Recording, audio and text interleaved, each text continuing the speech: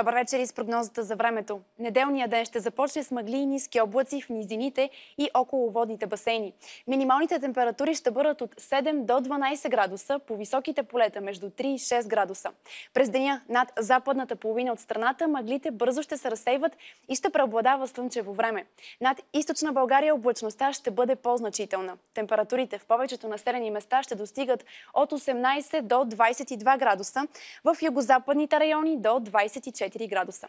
В понеделник над по-голямата част от страната ще бъде слънчево с обичайните за сезона сутрешни мъгли в низините и около водните басейни. Само по Черноморието облачността ще се задържи значителна и дори е възможно слабо да превали.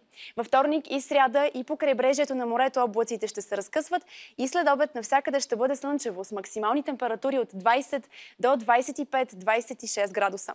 Ще остане топло, но от запад ще започне заоблачаване и на места в Западна България слабо ще превали.